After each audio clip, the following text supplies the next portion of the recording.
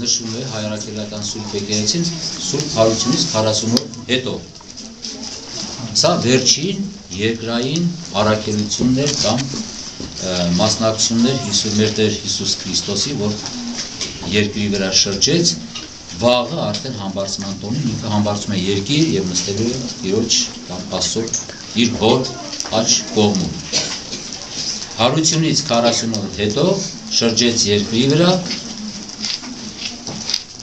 երկրի վրա, հանդիպեց իր առաքյալներին, աշակերտներին, յուղաբեր կանանց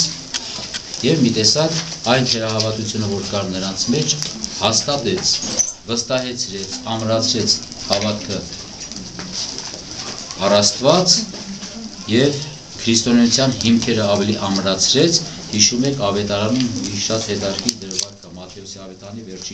վերջի համարներն է, Տեր հավիշնես, որ մկրտության ժամանակ անում ենք գնացեք այսուհետև աշակերտեցեք զամենեն Կեթանոսս, մկրտեցեք անուն Հոր եւ Որդու եւ Հոգու Սրբով, Հոր, Որդու եւ Սուրբ Հոգու անունով։ Եվ սա հերթական այն ծրագիրն էր աստվածային Հիսուս Քրիստոսի առաքելության հետ կապված, որ 10 օր հետո արդեն պետք է Սուրբ Հոգին իջներ։ Սուրբ Հոգու շնորհները ստանային բոլոր նրանք, ովքեր պետք է գնային վերնատան մեջ, պետք է գնային մկրտեն, ուսուցանեն բոլոր նրանց, ովքեր որտեղ քրիստոնյաներ չեն։ Մեր եկեղեցու համար կրկնակի տոն, որովհետև հենց համբարձման օրը, այսպիսի մի գարնանային գեղեցիկ մի օր, 1441 թվականին մեր եռամեծար հայրապետներից Գրիգոր Տաթևացին, Հովան Բորոտնեցին, Թովմա Մեծոփեցին եւ այլն հավաքվելով կարողացան հասնել այն աստիճանի եւ իրականություն դարձնել հայրապետական աթոռի տեղափոխումը Մայրաթոր Սուրբ Էջմիածին, այնտեղ որտեղից ծնվել էր այդ աթոռը։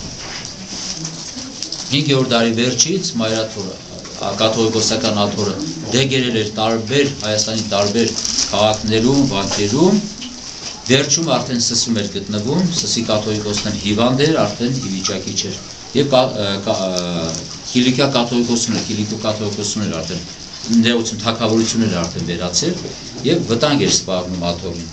Եվ որոշվեց բերել Սուրբ Էջմիածին 1441 թվականին որոշում կայացվեց աթոռը տեղափոխել։ 1444 թվականին առաջի կաթողիկոսը ընտրվեց Կիրակոս Վիրապեցի կաթողիկոսը եւ մինչեւ այսօր հաստատուն գտնվում է Մայրաթոր Սուրբ Էջմիածնում եւ աթոռը մեր բոլոր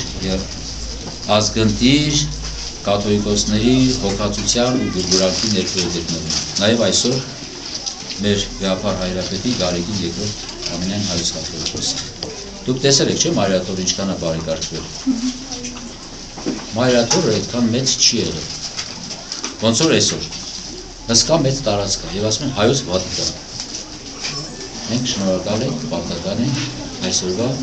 Էջմիածնի գահակարին, Գարեգին II կաթողիկոսին։